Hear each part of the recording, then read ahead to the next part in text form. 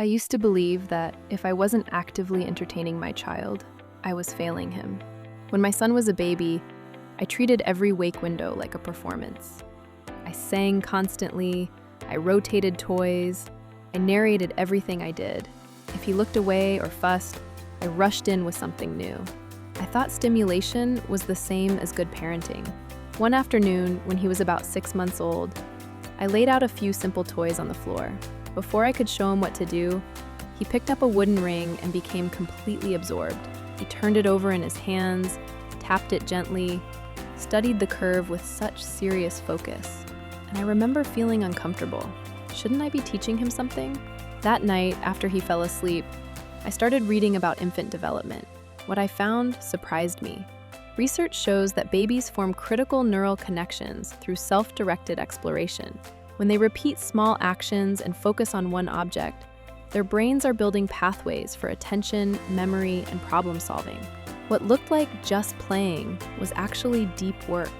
I also learned about responsive caregiving, often described as serve and return. It does not mean constant talking or constant activity. It means responding warmly when your child seeks connection. When they look at you, reach for you, or vocalize, you respond. But when they are immersed in their own discovery, stepping back supports their growth. The next morning, I tried something different. I created a safe space on the rug with a few open-ended toys and sat nearby with my chai. I told myself I would not interrupt unless he invited me in. At first, it felt unnatural. I kept wanting to demonstrate the right way to stack the blocks, but I stayed quiet. He picked up a block and tried to fit it into a container. It fell. He tried again. He adjusted his grip, his brow furrowed.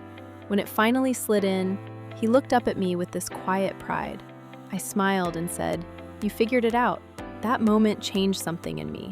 As he grew into a toddler, I noticed that the more space I gave him, the longer he could focus. He began building little worlds on the living room floor.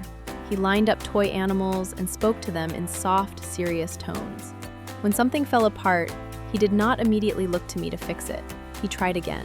Research on unstructured play links it to stronger executive function and emotional regulation.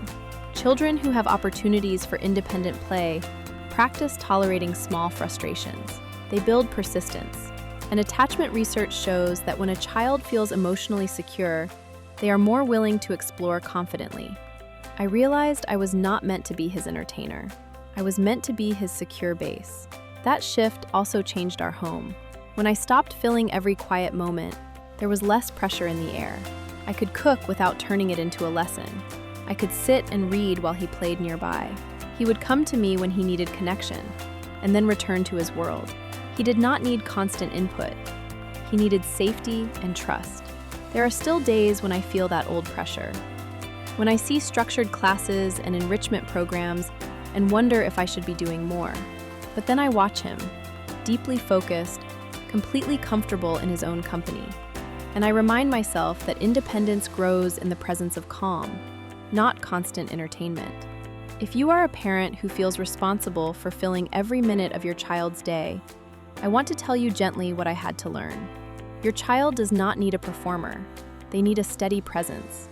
Sometimes the most loving thing you can do is sit close, say very little, and trust that their curiosity is already doing the work.